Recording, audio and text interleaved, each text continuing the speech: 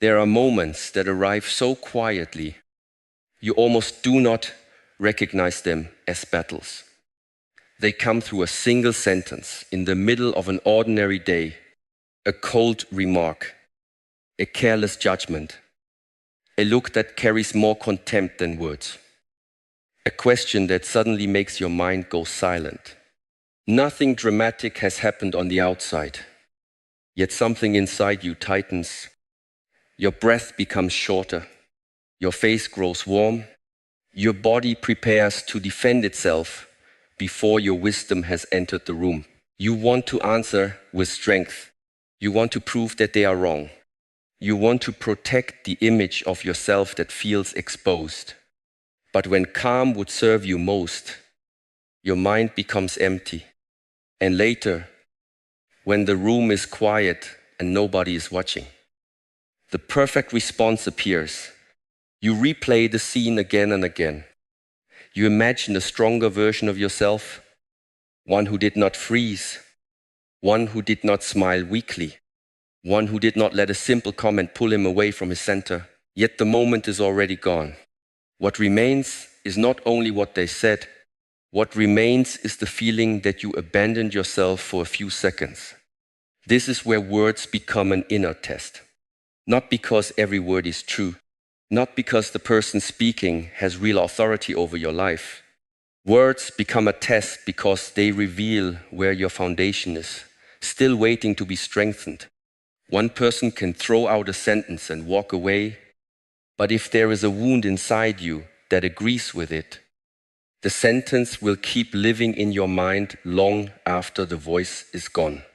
Someone criticizes one action, and you hear it as a judgment of your entire worth. Someone questions one choice, and you feel as if your whole path has been dismissed. Someone touches one weakness, and suddenly you begin asking whether you are enough. The original sound has already disappeared, but the mind holds it, feeds it, repeats it, adds meaning, and turns a passing moment into a private prison. This is how people lose their freedom without noticing. They think the world has captured them, when in truth, their own reaction has taken the throne. Many people believe strength is the ability to answer quickly, to strike back with a sharp sentence, to make the other person regret speaking. But speed is not always wisdom. A fast reaction often comes from fear wearing the mask of confidence. Real strength is quieter. It does not rush to perform. It does not turn every uncomfortable word into a war for identity. It asks for one breath before it speaks. It notices the heat rising and does not bow to it. It feels the urge to defend and still chooses to see clearly. When someone says something that cuts you, the deepest question is not, how can I defeat them? The deeper question is, who is holding the steering wheel inside me right now? Is it reason or pain? Is it discipline or pride? Is it the person I am becoming or the version of me that still needs approval to feel whole? Calm does not mean you feel nothing. A trained mind is not a stone. Calm means you can feel the sting and still refuse to let it command your mouth, your posture, your choices, and your day. Between the words you hear and the response you give, there is a small space. In that space, your freedom begins. You cannot control every opinion, every tone, every misunderstanding, every person who speaks from confusion, but you can guard the doorway of your attention. You can decide what enters, what passes, and what is not worthy of a home inside you. From now on, when someone says something that disturbs you, do not rush to see it as a fight with them. See it first as a meeting with yourself. Ask what part of me was touched. Ask why this sentence had so much power. Ask whether my next response will come from clarity or from the need to protect a fragile image. A mind without training reacts to every sound. A disciplined mind stands still, observes, breathes, and then chooses. The mountain does not argue with the wind to prove that it is strong. It remains rooted. It lets the wind pass, and in that stillness, its answer is already complete. From that stillness, the first true response begins. I may be wrong. The first response is simple, almost too simple for the ego to accept. I may be wrong. 3 words, but inside them is a form of strength. Most people never train. When someone challenges you, criticizes you, or speaks as if they have seen through you, the old instinct rises quickly. It wants to defend, correct, prove, and protect the image you have built of yourself. But look carefully. What is really being attacked in that moment? Is it truth or is it pride? Many people spend their lives guarding an identity that was never stable to begin with. They want to be seen as smart, respected, mature, capable, and right. The moment another person questions that image, they feel exposed. So they react not because wisdom has spoken, but because fear has touched the surface of pride. I may be wrong, cuts through this pattern. It does not make you weak. It removes the weakness. It tells the other person, and more importantly, it tells yourself that your worth does not depend on being correct in every conversation. A person who needs to be right all the time is easy to control. Challenge the right belief, question the right decision, touch the right insecurity, and they will abandon their center to defend themselves. But a person who can calmly say, I may be wrong, cannot be dragged so easily. There is no fragile throne to protect. There is only a commitment to see clearly. This is the beginning of inner freedom. The trained mind does not bow to the first impression. It does not worship its own opinion simply because it arrived first. It pauses and asks, what if there is something here I have not seen yet? That question is not defeat. It is discipline. It is the humility of someone who cares more about reality than reputation. Most arguments become poisonous because people are not searching for truth. They are trying to protect a self-image. They listen only long enough to prepare a counterattack.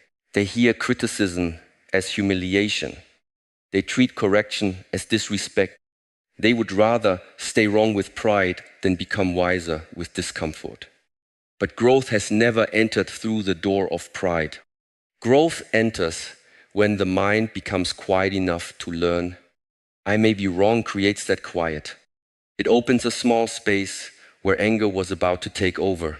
It allows the conversation to breathe. It gives reason a chance to return. And sometimes it disarms the other person completely because they expected resistance, not openness.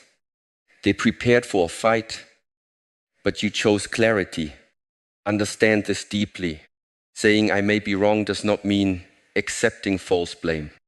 It does not mean becoming small so others can feel powerful. It does not mean surrendering your judgment to anyone who speaks loudly. It means you are strong enough to examine what was said without collapsing inside. You can listen without obeying. You can consider without submitting. You can admit uncertainty without losing dignity. This is a rare kind of strength because it asks you to separate your worth from your opinion. Your opinion can change. Your understanding can deepen. Your perspective can be corrected. None of that makes you less. It makes you awake and capable of growth. The person who cannot be corrected becomes trapped inside yesterday. The person who can be corrected keeps moving toward truth. In real life, this response can change everything. When a coworker challenges your idea, you do not need to defend it like a wounded animal. When someone you love tells you that your behavior hurt them, you do not need to build a wall of explanations. When a critic points towards something uncomfortable, you do not need to attack the critic before examining the point.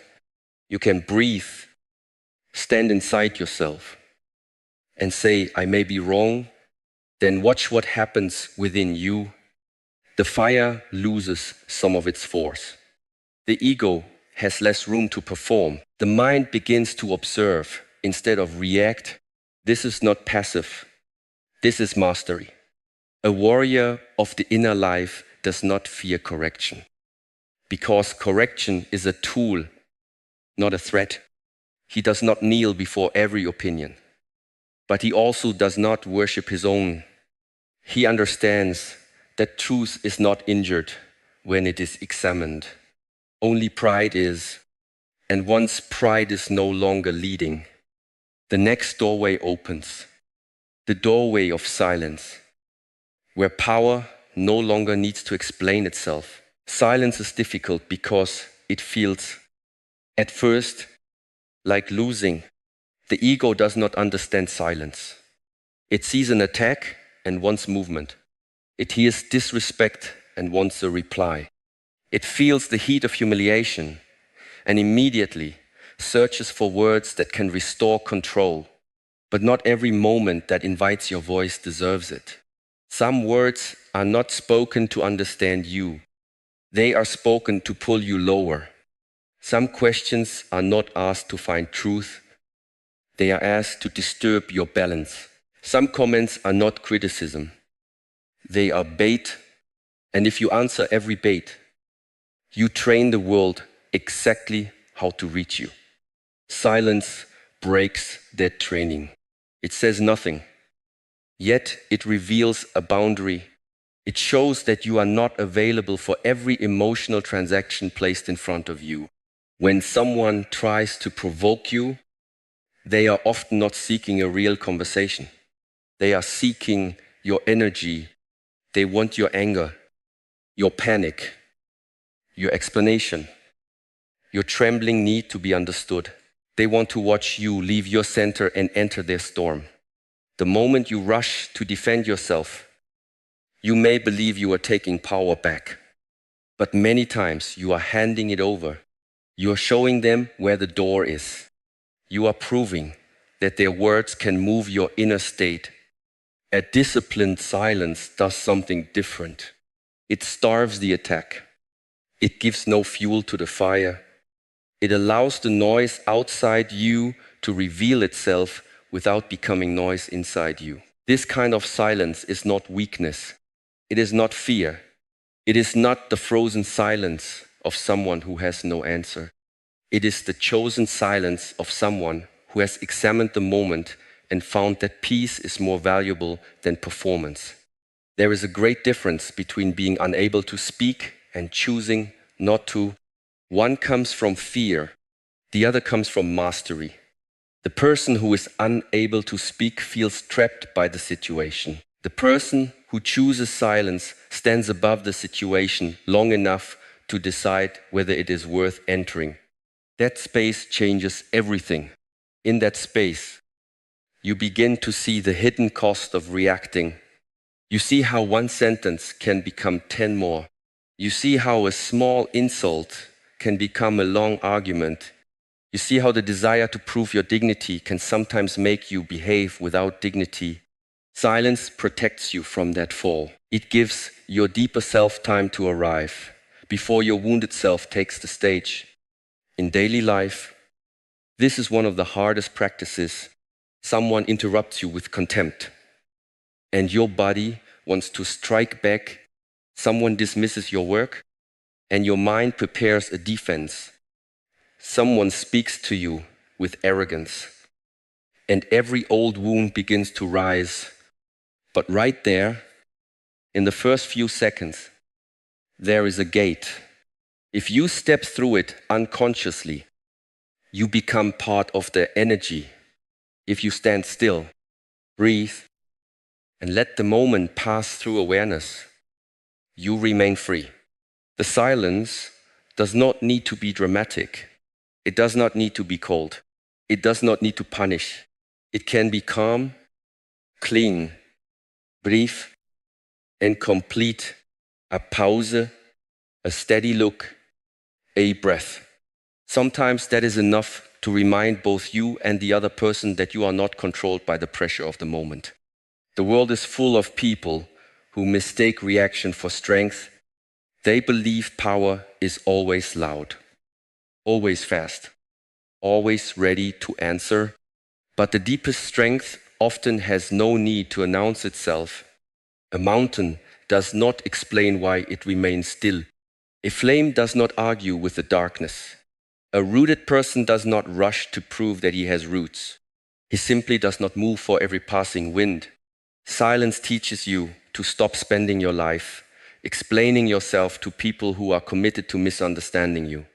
It teaches you to conserve energy for what is worthy. It teaches you that not every accusation deserves a courtroom. Not every insult deserves a response. Not every disturbance deserves your nervous system. And when silence is chosen from clarity, not resentment, it becomes one of the cleanest forms of power. From that power, you begin to hear without absorbing, to witness without surrendering, to stand in the presence of another person's opinion without turning it into your identity. That is where the next response becomes possible. That is an interesting perspective. These words look simple, but they carry a quiet discipline.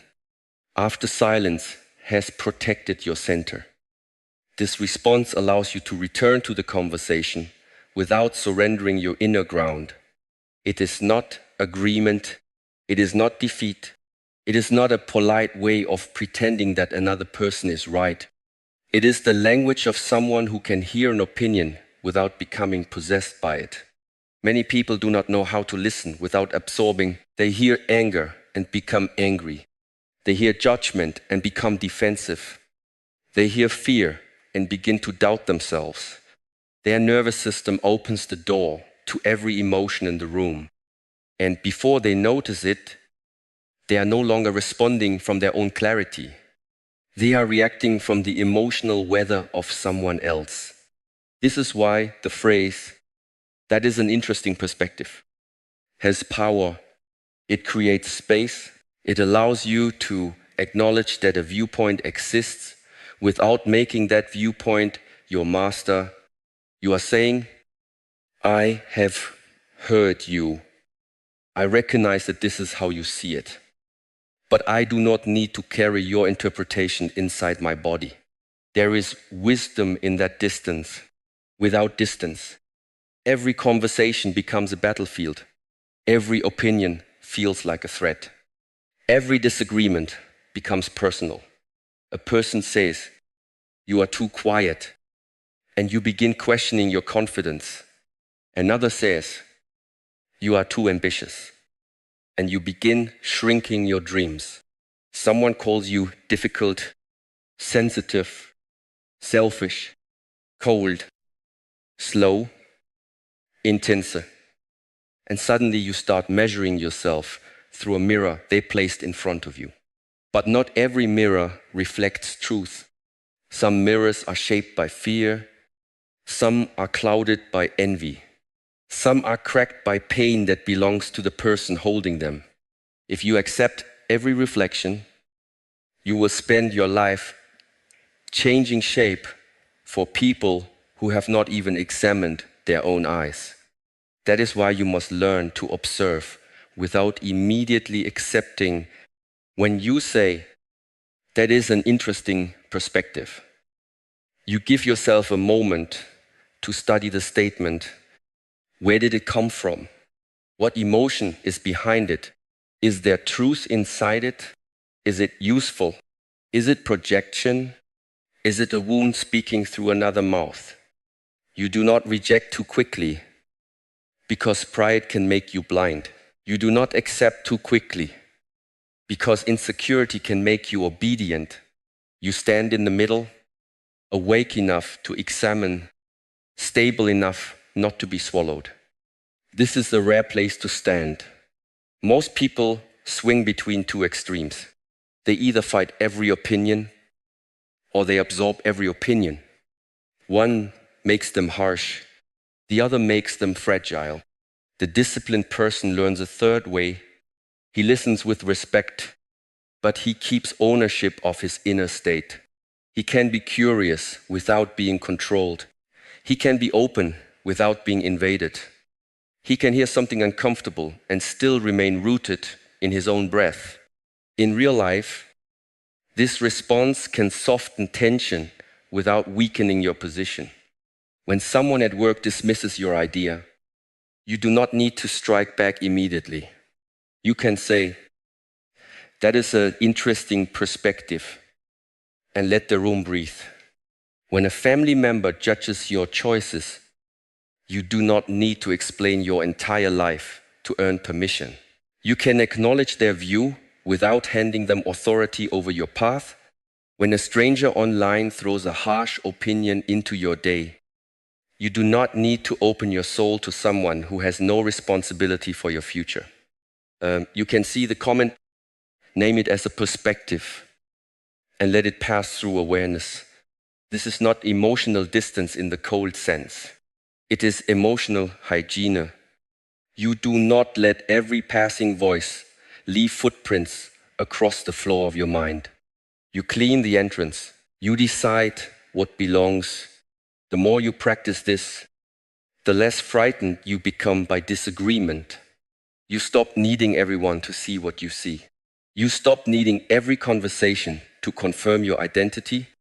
You become strong enough to let another person have a view, even a wrong view, without feeling forced to repair it immediately. That is maturity. That is freedom.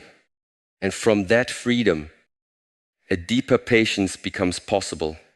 Because once you can hear without absorbing, you can also pause without panic. You can let reason take its rightful place before the mouth moves. That is where the next response begins. Let me think about that.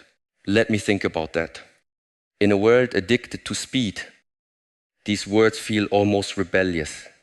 People want instant answers, instant opinion, instant réaction, as if the fastest response must be the strongest one.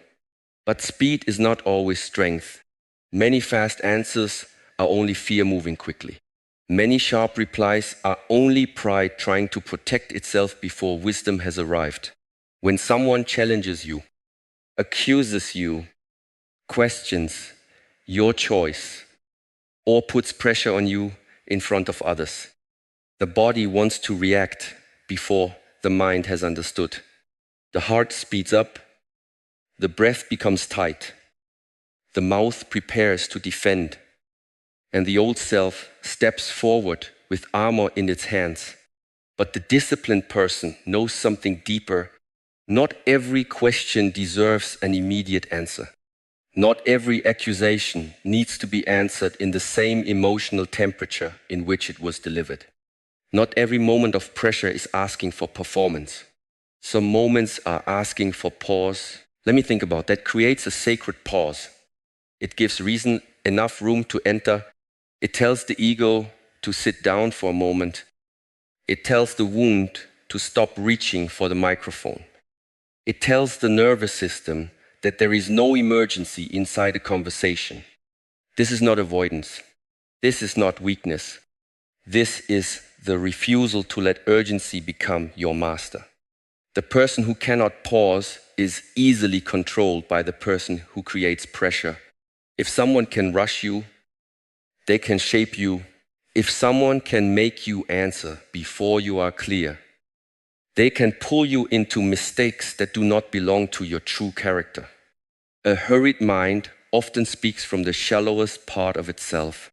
It says too much, promises too quickly, attacks too soon, agrees before it has examined, rejects before it has understood. Then later, when the heat fades, it has to live with the consequences of words spoken from disorder. Let me think about that protects you from becoming a prisoner of one untrained moment. It returns authority to the deeper part of you. It says, I respect this enough to consider it, but I respect myself enough not to react blindly. There is dignity in that. A mature mind does not confuse delay with defeat. It understands that some truths need space to become visible. Sometimes a criticism hurts because it is false. Sometimes it hurts because it is partly true. Sometimes it comes wrapped in poor delivery. But hidden inside it is something you need to see. If you react too quickly, you may throw away the lesson because you dislike the tone. If you pause, you can separate the message from the messenger, the truth from the emotion, the useful from the unnecessary. This is how wisdom works. It does not swallow everything. It does not reject everything. It studies, it listens, it waits for the water to become still enough to see the bottom. In daily life, this response can save your peace many times. When a colleague challenges your idea in a meeting, you do not have to defend it like a threatened animal. You can say, let me think about that, and allow the room to move from heat to clarity. When someone you love tells you something difficult, you do not have to turn the conversation into a courtroom. You can give their words enough respect to examine them slowly. When a person tries to corner you with pressure, you can refuse the pace they are trying to impose. You can slow the moment down. You can breathe. You can choose the ground on which you will stand. The world will often reward noise before it recognizes wisdom. It will mistake hesitation for uncertainty, stillness for weakness, patience for lack of power. Do not be fooled by that. A sword drawn too quickly may wound the wrong thing. A word released too quickly may damage what silence could have preserved. The trained person is not afraid of the space before an answer. He knows that in that space, the mind gathers itself. In that space, emotions lose their first authority. In that space, the next action becomes cleaner. Let me think about that. Is the voice of someone who is no longer enslaved by pressure. It is the sound of a person choosing truth over speed, clarity over performance, discipline over impulse. And when you have given yourself enough space to think, another door opens. You may discover that the other person is not entirely wrong. You may discover that your first defense was not the whole truth. From that honesty, the next response becomes possible. You might be right. You might be right. This response asks for a deeper courage than most people expect. It is easy to reject what hurts. It is easy to call every criticism unfair, every disagreement ignorance, every uncomfortable mirror an attack. But a mind that only protects itself can never fully grow. Sometimes another person sees a part of you that you have avoided. Sometimes the thing you resist hearing is not completely false. Sometimes the truth arrives through a voice you do not like, in a tone you would not choose, at the moment you were not ready for. The disciplined person does not worship the messenger, but he does not throw away the message too quickly. He pauses long enough to ask, is there something here that can sharpen me? You might be right does not mean you surrender your judgment. It does not mean the other person owns the truth. It does not mean their accusation is pure, their motive is clean, or their view is complete.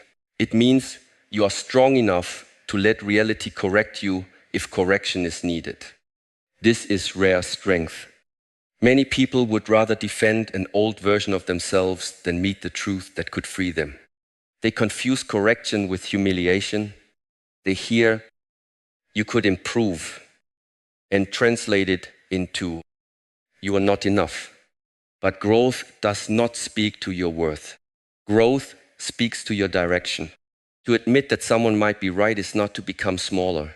It is to stop kneeling before the need to appear flawless. The person who must always look correct becomes a servant of appearance. The person who can learn becomes a servant of truth. And truth, even when it stings, is a cleaner master than pride. Yet openness must be balanced with discernment. This is why the second response belongs beside the first. This does not require my reaction. There are moments when the right response is humility, and there are moments when the right response is withdrawal. Wisdom is knowing the difference. Not every word deserves examination. Not every opinion is a lesson. Not every attack carries hidden truth. Some people are not offering feedback. They are seeking control. Some comments are not mirrors. They are hooks. Some conversations are not doors to growth. They are rooms designed to drain you. A mature person does not accept every burden just because someone places it at his feet. He asks, "Is this mine to carry?" He asks, "Will reacting serve what I am becoming?" He asks, "Will this matter in 60 days? Or is my ego demanding victory in the next 60 seconds?" That question can save your peace. So much damage is done by people who win the moment and lose the path. They answer too sharply. They prove too loudly. They defend too long.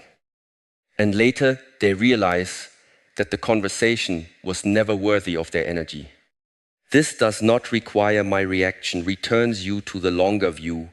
It reminds you that you are not obligated to attend every argument you are invited to. You are not required to explain yourself to every person who misunderstands you. You do not need to answer every tone, every accusation, every sarcastic remark, every emotional trap.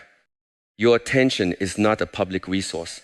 Your nervous system is not a battlefield for strangers, critics, or wounded people looking for somewhere to place their pain.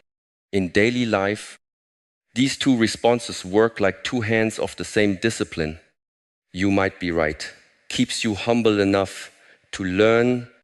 This does not require my reaction. Keeps you wise enough to protect your energy.